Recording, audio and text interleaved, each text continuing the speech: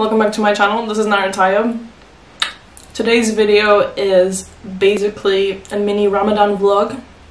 I'm gonna be having my suhoor and I'm gonna show it to you guys, and I'm gonna give you guys a little bit of insight of Ramadan, what is Ramadan, and I'm gonna be tapping into the topic of fasting and, you know, intermittent fasting. And yeah, so even if you're not religious, even if you're not, you know, non-Muslim, you can still watch this video if you're interested in finding out the benefits of intermittent fasting. So yeah, stay tuned. What's up guys, currently time to have my suhoor, and suhoor is basically the meal I have before the sun rises. Yeah, so I'm just gonna have a fruit bowl, and I'm gonna show to you guys what I usually eat. I don't usually eat the same stuff with suhoor, but I'll have like a fruit bowl. Sometimes I'll have like spinach. I hope the lighting is good here in the kitchen. Okay, so I'm just grabbing my blender.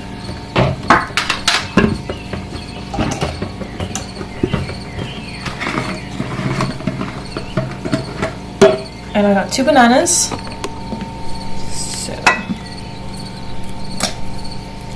So I'll peel my bananas off.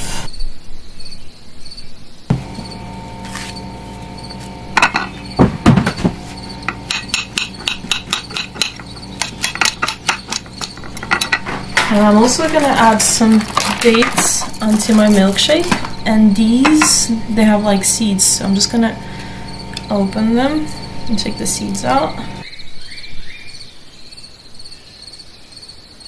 So I'm gonna put these in my blender.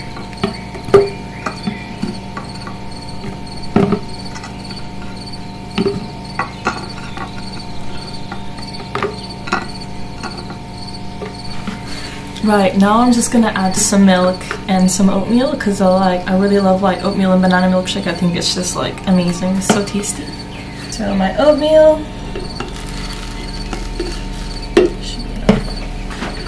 and just some milk, just a little bit.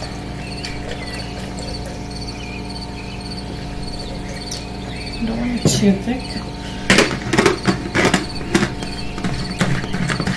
Right, now I'm just gonna blend it all.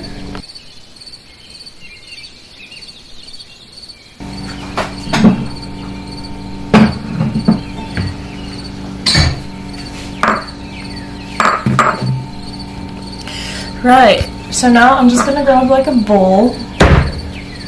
Hopefully it fits all in here. My god, it smells delicious. And I'm just gonna pour the whole thing here. Okay. Alright guys, I have some muesli, and I'm just gonna top up my fruit bowl with some muesli.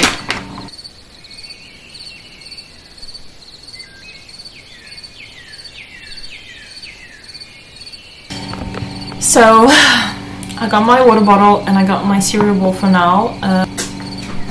It's just so tasty. You guys really need to try this, so come, let's go to my bedroom. Right guys, so I'm in my room now, and I'm just gonna eat.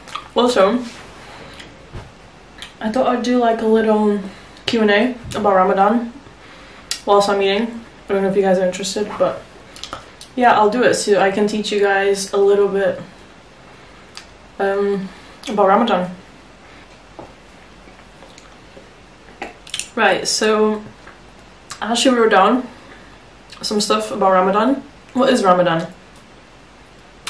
So Ramadan is a very important time for the Islamic community. It's a period that lasts 30 days that Muslims all over the world will take part. And basically what they do is they won't eat or drink between dawn and sunset. This is actually called fasting. Fasting is important during this month because it allows people to devote themselves to religion, you know, to their faith, and to come closer to Allah or God, however you want to call it. Fasting is also one of the 5 pillars of Islam, which forms the basis on how Muslims live their lives. Faith, prayer, charity, and making the pilgrimage to the holy city of Mecca. which this year will not be possible due to the, the current circumstances of the world with this whole coronavirus. Ramadan is a time for spiritual reflection, praying, doing good deeds, spending time with your family and friends. And normally people will make a special effort to connect with their communities and reach out to people who are in need. So when we break our fast, we have a meal called the iftar directly after sunset. So as soon as the sun sets, we'll have this meal called iftar, and then we'll have another meal before dawn, known as suhoor, which is the meal I'm having right now. So I'm having this just before dawn, just before the sun rises. I'm having my meal. Okay. Also, usually during this time, Muslims tend to go to the mosque and pray, but then again, during this month is not possible because of the whole COVID situation. I just want to quickly ask you guys to give me a thumbs up if you're liking this video so far, and also don't forget to subscribe to my channel by clicking on the red button below, okay? Ramadan was when the holy book, the Quran, was first revealed to the Prophet Muhammad, peace be upon him.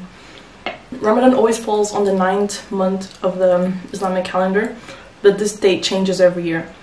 And this is simply because Islam uses a lunar calendar, which is basically a calendar that's based on the cycles of the moon. So there's never a fixed date for Ramadan, it always changes every year. Let's see, more questions. Okay, does everybody fast? No, not everyone fasts. Like children don't fast. I think it depends on their parents, but I think they start fasting at the age of 12. And I don't think they do the whole fast, like they'll fast for half a day. Pregnant women don't fast, elderly people don't fast as well. People that are ill and that are traveling should not fast as well. At the end of Ramadan we have this special festival. This is called Eid. So Eid is a festival that celebrates the end of Ramadan. And it's basically the festival of breaking the fast. It usually begins when the first sight of the new moon is seen in the sky.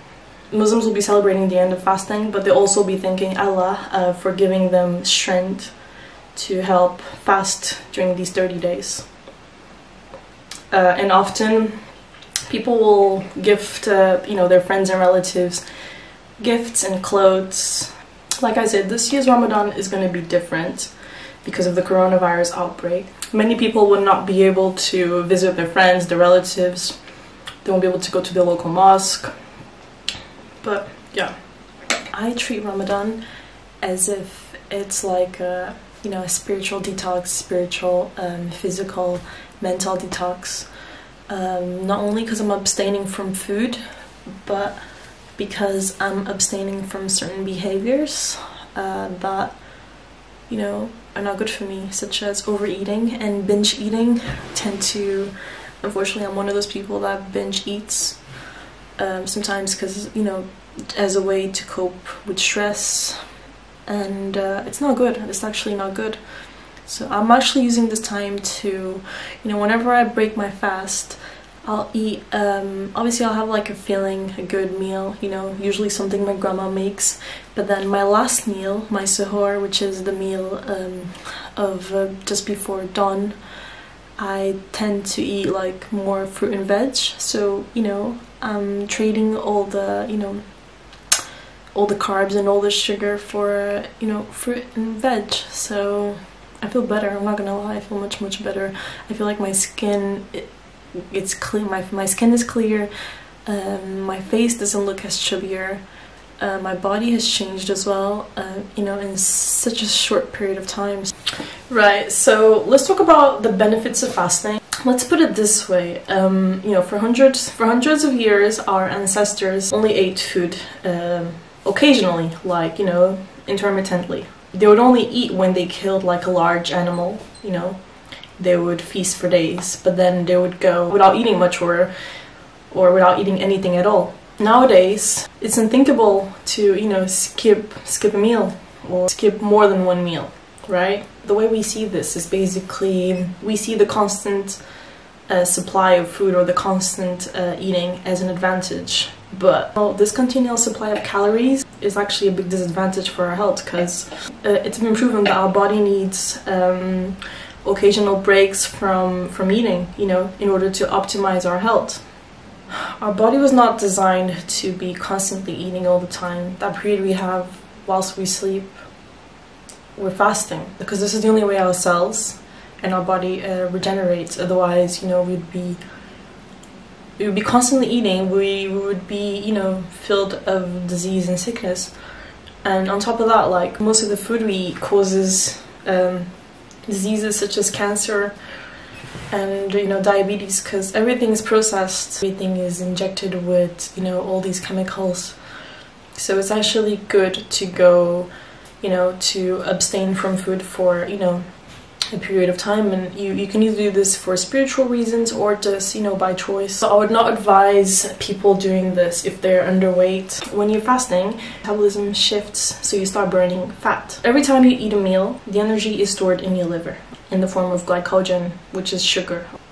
It takes 12 hours before the glycogen stored in your liver depletes. So basically, you only stop burning that energy after 12 hours. So if you think about it, if you're constantly eating, if you're constantly having like 3 to 4 meals a day, you're not going to burn fat. Your body's not tapping into that stored energy levels in your liver. You're practicing intermittent fasting because you're fasting for periods of like, what? I think the minimum is 15 hours. You're not going to be burning that fat because after 12 hours, you stop burning the remaining glycogen stored in your liver. Okay, I'm sorry I'm eating, guys, but I kind of have to multitask here. So it's been proven that intermittent fasting boosts our brain function. Like, when we fast, we're able to perform better. Diseases such as Alzheimer's and Parkinson, they get warded off. Least likely to have these diseases if you practice intermittent fasting or, you know, intermittent eating. Not only our body wards off these diseases, but it also helps us live longer, and it speeds up the regeneration process of our cells. Also, I actually read this article once. It's been known for a very long time that a way to extend the lifespan of laboratory animals is by simply reducing their intake of food. So I think they did some sort of experiment with lab rats, and they noticed that by feeding them less than what they're usually giving them, their lifespan increased by 40%. And this is not bullshit. This is actually like straight up facts. You guys can actually Google this. Humans could do the same by adopting a lifestyle of you know, intermittent fasting. Like, we would live longer if we actually adopted intermittent fasting. Yeah, because fasting improves our brain function by challenging it. Like, our brain responds to a challenge of not having food by activating pathways to help cope with stress and resist disease. So just like exercising, fasting promotes neuron growth, increases productions of new nerve cells, improves your cognition, improves your memory, and it also increases the ability of your nerve cells to repair DNA. Yeah, that's basically it, okay?